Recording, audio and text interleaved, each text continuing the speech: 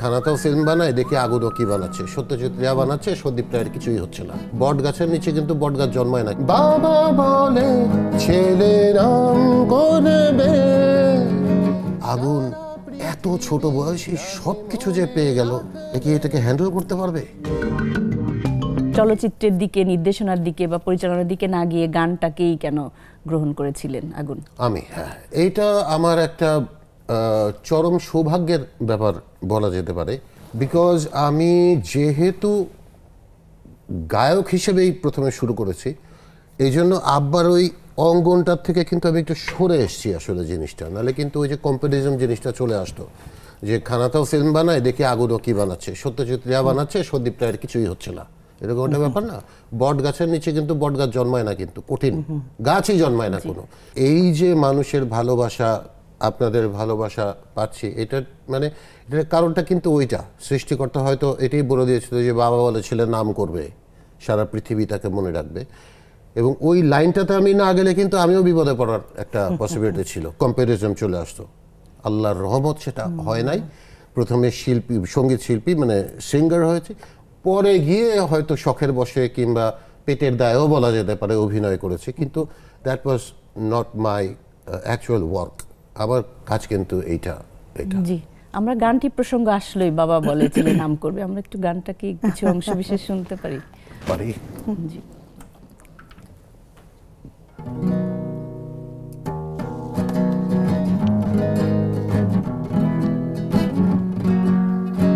বাবা বলে ছেলে নাম করবে, সারা পৃথিবী তাকে মনে রাখবে, শুধু কথা কেউ জানে না আগামী দিনে ঠিকানা।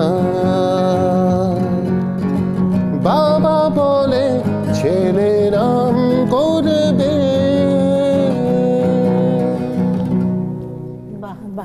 চমৎকার। আপনি নিজেও গান করেছেন, কিন্তু ভাই যখন সেই ওই কিয়ামত থেকে কিয়ামত সিনেমা থেকে তার একটা বিপুল জনপ্রিয়তা তৈরি হলো, কেমন মনে হয়েছে তখন? সাংঘাতিক মনে হয়েছে, প্রাউড। ছোট ভাইকে এক নামে, এবং ওর তো এটা আসলে এটা কিন্তু বাবারই গাইডেন্স ছিল, ওর এর পিছনে আসা। এবং সে গান করেছে কার সঙ্গে? মানে আমাদের কিংবদন্তি রুনা লালার সঙ্গে। তাহলে এটা একটা ভীষণ বড় ব্রেক, এবং ওনারও এটা খুবই মাহাত্ম্য। কিংবা মানে রুনা লালাও, তিনিও যে মানে একদম ইয়াং একটা ছেলেকে গ্রহণ করেছে, হ্যাঁ, কি সুন্দরভাবে, এবং সে সেটার নামও রেখেছে। হ্যাঁ, খুবই ভালো লাগতো। মানে এটা তো খুবই মানে বলার কিছু নাই। আগুনকে এক নামে যেখানে যেতাম আগুনের কথা বেশি বলতাম, যে হ্যাঁ তোমার ভাই আগুন। এটা একটা অন্যরকম ফিলিং, এটা আসলে বোনই পারে এটাকে নিতে। আপনার ব্যান্ডের দল করেছিলেন, ওখান থেকেই আসলে আমার মানে মেইন গান গাওয়াটা শুরু। সাডেন, এই যে সাডেন, হ্যাঁ, এই সেই সাডেন দিয়ে শুরু। তারপরে 92-তে গিয়ে ওই যে কেমন থেকে কেয়ামতের ওই কাণ্ডটা হলো। কেমন থেকে কেয়ামতের একটা ঘটনা বলতে পারি, সেটা হচ্ছে জাকির হোসেন রাজু যিনি আছেন, বিখ্যাত ডিরেক্টর, তিনি তখন আব্বার অ্যাসিস্ট করতেন। তো আব্বা একদিন রাজু চাচাকে ডেকে জিজ্ঞেস করছে, এটা রাজু চাচার মুখ থেকে শোনা গল্প, যে রাজু, আগুন এত ছোট বয়সে সব কিছু যে পেয়ে গেল, কি এটাকে হ্যান্ডেল করতে পারবে? খুব টেনশনে ছিল কিন্তু আমাকে নিয়ে, যে 21 বছর বয়সে আমার কাজটা কিন্তু হয়ে গেছে, যে কাজটা হয়ে যাওয়ার মানে 10 নম্বর সিঁড়িতে উঠে যাওয়ার কাজটা এক লাফে, আবার আস্তে আস্তেও না, এক লাফে 10 নম্বর সিঁড়ি। রাজু চাচা এটা বলেছিলেন যে আতা ভাই, যাই বলেন এটা কিন্তু আপনার ছেলে, কোনোদিন যতই বেলাইনে যাক লাইনে আবার ফেরতও আসবেই। এই হচ্ছে, এই কথা বলতে গেলে আমার মানে ইমোশনাল হয়ে যায়। কিন্তু সাডেন তখন আর কন্টিনিউ করা হয়নি, এখন কি সেটা আবার চলছে? সাডেন চলছে বললে ভুল হবে, সাডেন ইজ কামিং ব্যাক। ওকে, আমার কিছু কাজকর্ম আছে সামনে, এই কাজকর্মগুলো শেষ করার পরে সাডেন উইল বি ব্যাক। সাডেনের 4টা গান আবার আমরা রিমেক করেছি।